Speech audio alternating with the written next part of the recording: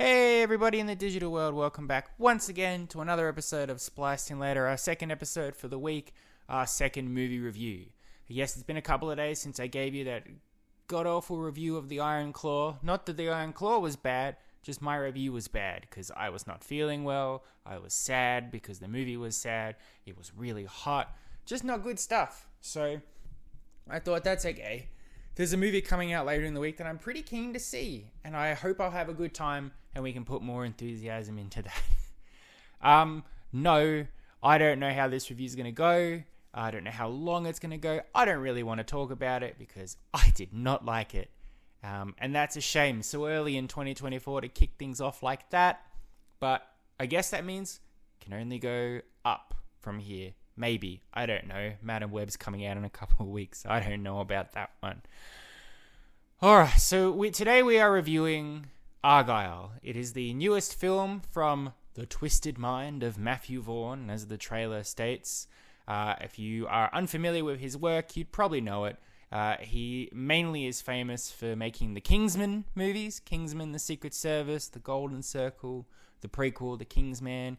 But he's also worked on X-Men First Class and the first Kick-Ass movie. I think he did the second one. I'm not confident on that one, so don't quote me on that. Now look, cards on the table. I like Matthew Vaughn's movies for the most part. I know some people have been struggling with him recently, but with me, I've always liked the style and substance that he brings to his movies. I first experienced him with X-Men First Class, which was the prequel to the X-Men movies with James McAvoy as Professor X and Michael Fassbender as Magneto. And I thought that was a really cool look at the X-Men in the 60s, how this team was formed, the attitude to mutants in that time, and the friendship turned rivalry of Xavier and Magneto. I thought it was great. And there was something unique about it, just the tone and the feel that felt more fresh and vibrant than we'd had with the last couple X-Men's before it. Since then, he's leaned more into more violent, boundary-pushing style movies, adapting the Kick-Ass comics, which is very violent, risque sort of look at comic book superheroes with Kick-Ass and Hit Girl and Big Daddy and all those people. And then probably what I think is his best, and I think a lot of people would agree, is Kingsman: The Secret Service, a movie that came out in 2014. Really let everyone know who Taron Egerton was as an actor, but you also had Colin Firth and Samuel L. Jackson. Look, it was like a homage to spy films, but with more of a modern uptake on attitudes and villainy and that sort of thing, and also being very violent and very fun. A very fun, funny, violent film. Really revitalized Colin Firth as an action star of all things. Eggsy was a great character. The problem with Matthew Vaughn that I think a lot of people have is sometimes he goes too far. Now, Kingsman: The Golden Circle, the sequel to that, I think is okay. I think it's a little over the top, but I had a fun time with it. But I know some people who were just like, this is just poor in comparison to the first one. It's all style and no substance. It's too much. It's pushing too far the stuff that made the first Kingsman good. So much so that I believe people have been like, we're done with the Kingsman franchise because of that. The Kingsman prequel, I thought was a step back in the right direction, but it was also fun because it was unique, because it was the Kingsman institution during the First World War, that sort of thing. So the trailers for this one of Argylle, they promise like, oh, okay, so you've got Henry Cavill as Agent Argylle, looking very funny. He's got a weird bulk to him, there's a weird haircut to him, his neck and head are sort of the same thing. But he's doing some spy stuff with John Cena as his partner and Ariana DeBois as well, trying to take down Dua Lipa and her criminal organizations. But then you realize watching the trailer that he's actually a fictional character that exists in books written by an author, Bryce Dallas Howard, who is a geeky, recluse sort of person who lives by themselves, doesn't have a social life of any kind, focuses on herself and her adorable little cat called Alfie. But then, of course, a real spy turns up, and then it's all promising twists and turns and secrets about how Argylle may or may not be real. The adventures that she's writing about could be related to some real stuff going on. How does she play into it? Who are all these people that are involved in her life now? And then the big hook being, you will learn who the real Agent Argylle is. And then every promotional material has Henry Cavill standing front and center, flanked by Samuel L. Jackson and Bryan Cranston and Sam Rockwell and Bryce Dallas Howard are standing towards the back, even though they're the main characters in this film. But it looked fun. It looked insane. But then I bought my ticket and I saw that the movie was 2 hours and 20 minutes, which was a little worrying. And then I also saw that here in Australia we had mature audience, but only an M, so 15 plus. Not restricted. Whereas before, when he's done Kingsman and Kick-Ass, it's MA restricted, meaning you get your violence and your blood. And that's where Matthew Vaughn really thrives. So already you have a movie that seems very, very long, won't have that same sort of blood and gore that you might want from a Matthew Vaughn film. But, whatever. Doesn't really matter if it's violent, as long as the movie itself is good. And I had liked the trailers. If I had made top 10 anticipated movies of 2024, I think Argylle might have been on there, because I was looking for the next Matthew Vaughn fun, stylish movie thing that we hadn't had since the Kingsman back in 2021. But I have to say, sadly, that not only did I not like this movie, but I genuinely hated it. And it's probably the movie that I've hated the most since Ghostbusters Afterlife came out quite a few years ago. If you're familiar with this channel, with this podcast, with whatever, that's probably my most infamous review, because I hate it. I hate it so much. It does not match what Ghostbusters is, what it should be. And I don't understand how so many people can be like, oh, a CGI Howard Ramis. That's such a loving tribute. It's not. Ghostbusters is a silly comedy about a bunch of schlubs who try to use catching ghosts to make money. Not these heroic people who saved New York City and are treasured as legendary people in the ghost hunting community. But one has sadly died, so their legacy must live on in the children. It's like, no, Bill Murray just wanted to bang women by saying, look, I catch ghosts. That's all it was. So that one made me furious. I don't think I've matched that level since then. And I don't think this one makes me mad. It's just disappointing and frustrating, because the concept is pretty good. It takes a lot of different types of movies. There's a lot of inspiration in here. You've got your Romancing Your Stone here. You've got your James Bonds. You got a lot of stuff in here. Even that Lost City movie that came out recently with Sandra Bullock and Channing Tatum. Even another movie, which I can't really reference because if I do, it kind of spoils a big twist of sorts in the movie. You'll know what it is once you see it. But what you have instead is a very bloated film that isn't that funny, that pivots and twists and turns so much, trying to be too clever for its own good that it can't decide what type of movie it wants to be, and then dragging on way too long, and sequences that go on for so long, and then you've got some really bad CGI. I want to say before I talk about the CGI later, that's not a comment on the quality of the CG as the result of the people who are behind it, because that is the direct result of just overworked labor. If I see poor CGI in a movie, I don't think they didn't do their job right. I just think of that scene in The Simpsons where Homer gets punished by the stonecutters, so they strap a boulder to him and tell him to walk to a mountain, and he can't do it because he can't move. I imagine every single creative artist working in CG, at least at the moment in Hollywood, has those boulders strapped to their necks, and they're trying desperately to meet a deadline, but they can't make it because more and more boulders are being attached to them, while all their other means are being taken away from them. So it's kind of the new normal at the moment, which is just most movies are just 99% people standing in front of green screens. But when the green screen can't look good because it can't be matched by just how much these people have to churn out, rather than just go outside and shoot near a lake, it's fine. You don't need to CGI the Tower of London in the background for me to know it's London. Just walk on a street, put up some London signage, and I'll buy it. It's fine. Anyway, let's talk about the little bit of positives first. So, as I said, I sort of summed up the plot for you there. Argylle, you got a very, very famous, very successful book writer who writes these Argylle spy novels. She's trying to make her next one. And then on her way to meet up with her family, she's picked up by Sam Rockwell, who says is an actual spy, and believes that there's an evil organization after her, as well as his own organization that need her, because her books are strangely prophetic. A lot of what she has written are real events that have transpired, and a lot of the characters she has written are actual real people, just played by different actors and slightly different. So everybody wants her to basically write her next book, or at least tell them where to find certain MacGuffins that will either help the world or destroy it, I guess. Meanwhile, while all that's happening, Bryce Dallas Howard is sort of hallucinating the Argylle from her books, the Henry Cavill. Like, Sam Rockwell will be in a fight scene, and then it'll switch between the two of them. And it's sort of, it's first like, oh, is she just sort of comparing the two of them in her mind? But then he starts appearing in other ways and talking directly to her, and it's like, is she insane? Is she schizophrenic? Or is there an actual Argylle out there that this person is, and she's seen him in the past and it's a memory? What's going on?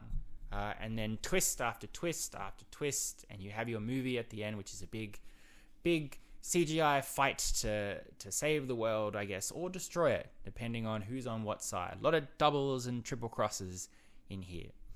Some positives I have is that the acting, for the most part, is pretty good. Sam Rockwell is great. Sam Rockwell is good in everything he does. He's class act, and he has really good comedic timing. That guy knows when to drop a joke, when to be serious. Sometimes it's a little far-fetched. Some of the things he has to push and say don't fall right, but I attribute that to the writing and not his performance. He was the best part of it, hands down. I thought Bryce Dallas Howard was pretty good too. I think it's not on her that her character's whole motivation and personality and everything flip-flops a lot depending on what's revealed at what time in the movie.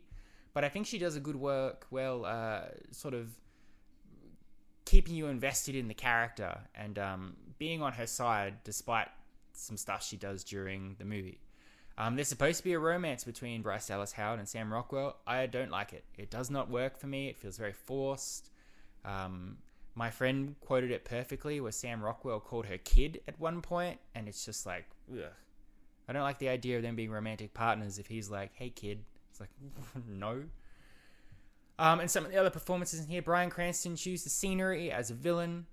He's always fun. He always knows what type of movie he's in, I think, and he works with what he's got. Samuel L. Jackson spends most of the movie sitting in a chair, but he seems to be having fun while doing it, so that's okay. And for the imaginary book scenes, besides Henry Cavill, you've also got John Cena and Dua Lipa, and they get to be the most cartoonish because it's a made-up world of sorts. They're not in the movie nearly as much as I would like, or that you would think. The marketing is completely false. Henry Cavill is not the main character in here. Henry Cavill is probably in the movie maybe 10 minutes tops. John Cena even less. Dua Lipa even less than that. So if you're going to this movie because you think it's about Henry Cavill, you will be very disappointed. So curb your expectations for that. It's not your fault. It's marketing in movies these days. They try to trick you, make you go to a movie and say, it's not a musical, but it actually is. In this, they're like, come see Henry Cavill's spy film. You remember The Man from U.N.C.L.E.? No, it's really, come see the adventures of Bryce Dallas Howard and Sam Rockwell with occasional guest stars popping in and out, depending on what the story is going on there. I thought the soundtrack was pretty great. There's some really good music in here, some really good songs that are paired well with action scenes. Matthew Vaughn, credit to him, he always knows how to soundtrack his movies and how to complement the action or the emotional stuff on screen with a good supporting piece of music alongside it. So that's pretty good. I've already got the Spotify lined up. I look forward to listening to that at a later date. And as long as you suspend your disbelief that this is a cartoon world in the way that the Kingsman is cartoonishly spyish as well, this is sort of the same. It's very over the top. It jumps the shark in a lot of places. A lot of action scenes are insane and completely undoable, but they're kind of fun if you just sort of allow them to be. Whether it's somebody skating across oil on knives or shooting people in splashes of brightly colored smoke, it's sort of fun in a way. So as long as you can go, yeah, okay, just turn my brain off and just appreciate the very choreographed, substancy fight in front of me that I don't see in a lot of other action-style movies. This at least is unique in that essence, or at least unique to Matthew Vaughn. Then I guess you'll have a good time with that. But none of that really matters because the story is so boring and so silly and so stupid and so infuriating that for a movie that's pushing over the 2 hours mark, you will lose your patience with it very, very quickly. It starts off very slow. It takes a long time to get going. Everything feels very flat and dry. The comedy, for the most part, is very dry in here. It doesn't feel bouncy and fresh like a Kingsman sort of thing. A lot of it is very forced and silly. Not even silly, but just we feel like we have to be trying to make you laugh at this point, but what we're doing is not funny in any sense. It really, for about almost the first half of the film, it's just scene after scene after scene, people talking to each other, people threatening each other, a fun little action scene that then overstays its welcome, and then we move on to the next thing. A lot of it is Sam Rockwell going, Bryce Dallas Howard, you have to do this thing. And Bryce Dallas Howard goes, no, I can't, I'm too scared. And then he goes, come on, do it. And she goes, okay. And then the CGI takes over. Another thing as well, referencing the CGI, there's a cat in here. Not a real cat, even though it is based on the real life cat likeness that Matthew Vaughn owns, according to what I just read. But the cat itself does not exist in the movie. It's a complete CG cat. It's still cute as hell, and as a cat person, I love it. But the disrespect to the cat in this movie, I don't know what the whole goal is there. A lot of the time, they're insulting the cat and trying to put it in terrible situations where you think it's going to fall off a building or get shot. And then in some instances, it's like, in order for characters to progress or grow, you have to abandon the cat or kill the cat or kick the cat. And just for me, I'm like, nah, not for me. Now, that's personal. That's my problem, which not everybody's going to have. But I think as well, the marketing a lot is Henry Cavill holding the cat, or the cat itself in a little bag. So the cat is front and center in people's minds where they go into this, and then to just be like, geez, give the cat a break. That struggled for me a lot too. Then the movie starts doing some twists and turns. They start revealing things, and it sort of starts to kick into a gear a little bit for me, because I'm like, oh, okay, maybe this movie has got more to it than I realized. Maybe there's some stuff. A lot of the advertising has been, you will have to keep the secret once you see the movie, especially once you learn who the real Agent Argylle is or something. By the time they're about to reveal it, though, you've worked it out. And it's not particularly cool. It's just like, that's the only logical conclusion to where this story is going. But then it continues to twist and turn and twist. And then they'll give you a twist which resolves itself. And then they'll do that twist again. It's like, we just resolved it. We're doing it again. Which means that you get a lot of whiplash trying to keep track of what's going on, and to be invested in characters who have betrayed you, your respect or your motivation to them, and then to go back and be like, oh, okay, cool. There's a lot of convenience in the film, which if it happens a few times, you go, okay, I'll let it slide. But just like, I need the scene to lead to a point where they discover a hole in the floor. I don't know how they're going to do it. So Sam Rockwell's just going to start dancing. He's just like, I'm just going to do a little dance. Oh, what's this? The floor is hollow. I found a hole. It's like, come on, man. And then later, they'll go to a crime dealer's secret base in Abu Dhabi in the middle of a desert, standing in a room where there is no dancing or showing public affection of any kind. Yet for some reason, they're playing music, and they're playing a very specific song that is important to Bryce Dallas Howard and Sam Rockwell's characters. That I've never heard that song before, so I don't understand how that song would just suddenly be on in the middle of nowhere in a place where dancing is not encouraged. And then even later, it's like, we have to do this thing to save the world. Okay, we're here. Oh, wait. All right. I'll tell you what it is, but I will not name the characters. If you do go and see this movie, which I don't know if you will because of this review, but as I've always said, make up your own minds about these things. Just because I say I didn't like it doesn't mean that you shouldn't go see the film. If you want to see it, make your own mind up, go for it. But if you do go and see it, once you get to this scene, you'll be like, this is the scene Jordan was talking about. Oh, okay. So basically, they have to upload something. They've got this little microchip, and they need to upload it to help prevent bad guys doing bad things. So they go to a server room, they plug it in, and it's like, oh no, we can't do it because we need a bad guy's retinal scan. He's not here, dang. But luckily, that bad guy has shown up with a gun to, first of all, tell them that they need his eyes to do the thing, but then to threaten them that he's going to kill them anyway. But then they stop that guy, and in such a way that the guy's eyes are damaged. So they can't use that person's eyes for the retinal scan to upload the thing they need to save the world. So that whole thing is moot. But then they go, that's okay, we'll just go somewhere else and do it. So that whole thing was pointless. It just adds to the runtime, which is already too long.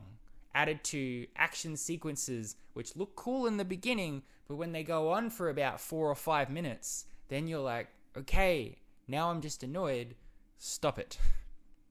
And then by the end of the movie, it's like, we're retreading the stuff we've already solved 1,000 times before.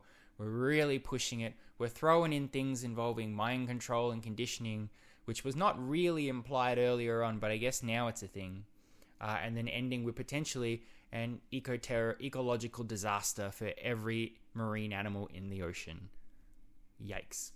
And then, of course, because that's what everybody has to do these days, the movie will end with there's more to come. Argylle 2 and Argylle the movie based on the book that's in the movie. So the Henry Cavill fake character is going to get his own movie. And a post-credit scene to say that this is also maybe in the Kingsman world. And one day Kingsman and Argylle will all cross over. And it's exhausting. Me sitting there seeing all this stuff and it's like, I have to go and see another 4 movies. And I didn't even like this one. Yikes. Look, cards on the table. I really did not enjoy it. I felt every minute of this thing. Some of the acting was good. I liked Sam Rockwell. I thought the soundtrack was okay. Some of the action scenes were pretty fun to watch. But for the most part, it was just very frustrating. It went on for way too long. It was trying to be too clever for its own good. It overstayed its welcome. And there was too much coincidence and convenience and back and forthingness that just tested my patience to no end. And the people I went and saw it with also agree that they did not like it. Maybe for different reasons than I did. But there it is. Look, Argylle will get a 4 out of 10 from me, which might seem high considering how I've just shitted on it. But my rating system has always been yikes. If I say a movie's okay, it normally gets a 7 out of 10 from me, which is probably too high. So you got to look at that sliding grading system. It's one of those movies where if it came out on DVD, I would buy it because I've seen it, but I kind of don't want to. And knowing that it's a movie from Apple TV Plus, I feel like it never will come out on DVD. So I might have escaped a Sophie's Choice in that regard. But as I said, make up your own minds, people, if you want. If you want to go see this film, go for it. And you might like it. And if you do like it, that's awesome. It's got nothing to do with whether you like a good film or a bad film. And if people like a bad film, they're stupid or anything. Art is subjective. People have different tastes. This one, unfortunately, was not for me. It doesn't mean I'm done with Matthew Vaughn. If he makes another movie, I'll go see it. But just in terms of what this movie promised and what I hoped and what I got, none of it gelled. So there that is. There, well, thank you very much for listening. I hope you've enjoyed this review. While much more negative than the Iron Claw, I think was better substance-wise. I feel like I actually explained more about the movie to give you an impression of whether you should see it or not, which is nice. Hooray for me. I'll be back next week, probably just to talk about some more MCU stuff, because why not? And then later in the month, we've got Madam Web coming. We've got Doom Part 2, Kung Fu Panda 4. There's some movies coming, so be sure to keep tuning in, and I'll keep giving you the delicious content. I don't like that I said delicious. I take it back. Until next week, thank you once again for listening to me, or until whenever you listen. I always forget when you listen on YouTube, time is not the same as my time. So whenever we catch up next, I love and appreciate you. Thank you so much. You've been spliced in later. Adios, muchachos. I'll catch you next time.